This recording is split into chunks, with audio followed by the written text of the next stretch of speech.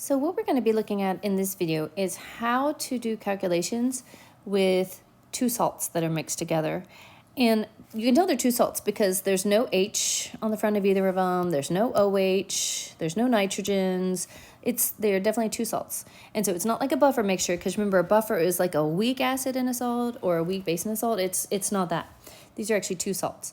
One is going to be soluble and one's going to be insoluble. Like, it doesn't work right if it's not that combination. So we call this common ion. And you do need to identify two things. You need to identify what is the common ion, and then you need to figure out which one of them is going to be the one with a KSP value. So I'm going to point out over here that the element that's in common is this element right here. Now, if I go ahead and I scroll, like let's say I don't remember the rules and I can't remember which one of these it is, I'm just going to go to the silver section of these solubility ones. So it's alphabetical by name, not by symbol. So here's a silver one. And if I look over here on the left-hand side, you can see, I'm going to make it go to the top, that carbonate is the one that's in the list. So I know that the KSP for the silver carbonate is 8.1 times 10 to the minus 12th. And again, like if you look at this list too, you can see that there's no acetate. That's at CH3COH. There's no acetate in that list. So the general rule, like any kind of like alkalis, those are soluble salts. Things that have that acetate ion, those are soluble. Nitrates are soluble. Chlorates are soluble. Perchlorates, so are chlorates. That's kind of a general list. Like there are details to this, but in general, like those ones, if you have that in there, that's going to be the soluble salt. And the idea is that you're going to have the insoluble salt. So this is the soluble. This is the insoluble.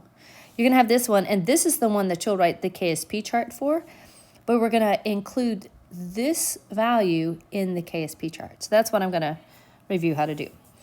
All right, so I got to write that KSP out. Oh, and note also, like if you don't have access to a KSP chart, like say it's on a test, you'll be given a KSP value. This one doesn't have a KSP value because it's super soluble. So whichever one is the one you get the KSP value for, that's the one you write the ice chart for. So I'm going to write Ag2CO3S, and it makes, see the subscript beside the Ag, it makes that, and it makes that. That's AQ.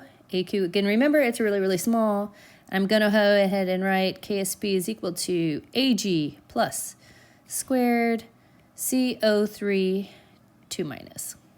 I'm going to make that squared look a little bit more like a square. And I write that all out at first on purpose because I don't want to forget it. And I'm going to kind of scoot my equation over just a little bit so I've got room to actually put in what the value is also. All right, so I've got this right here. And like I said, I looked that up, and I know that that's 8.1 times 10 to the minus 12. So I can put the KSP chart away and focus on this. So in the previous problems, you know that the solid, that part doesn't matter. This starts off at 0. That would be 2x, x, and then when you actually solve it, you get 2x and x. All right, so here's the difference. If you have a common ion, it means that you have some Ag in it because that's what's common. So what it means is that you have a value here. And if there's just one Ag, and there was an earlier lesson on this, notice there's just one Ag, that molarity for the whole compound is also the molarity of just the one Ag. So I put it in like that. That's the total quantity of Ag. I know that there's two of them right there. That's why we have a 2x. So you just put the total quantity in. You don't try to worry about it. The 2x part, it takes care of itself. Now, if you look down here, what that changes is now I have this term, and you'll see when I put it in, we're going to actually be able to assume that that one is negligible compared to 0.5. So we'll be able to round it to the 0.5. So I'm going to go ahead and fill it in. My Ag quantity, 0.5 plus 2x squared. And then my x, and then I know that's that 8.1 number. Now, again, I'm going to assume that 2x is way, way smaller than 0.5. So that gives me 0.5 squared, because I'm basically assuming this is 0, times x is equal to 8.1 times 10 to the minus 12th. And this is what happens to these common ions, and this is actually why in some ways they're easier. I don't even have to use that square root key. So I can just throw this over here and I can say 8.1 e to the minus 12th divided by 0.5 squared. And notice the way my calculator does it, I don't have to put a parentheses around it, but your calculator may require parentheses depending on how you write that. And that gives me that my x value is at 3.24 times 10 to the minus 11th. And if you just wanted to see it, so I basically divided both sides by that term is what I did. I put that in my calculator. And notice that when you have a common ion, the solubility, it's actually going to get smaller. This problem before, when you solve it, you end up with, notice this has 2 ions. So before, what you have is that 4x cubed. That's what corresponds to 2 ions, is that number.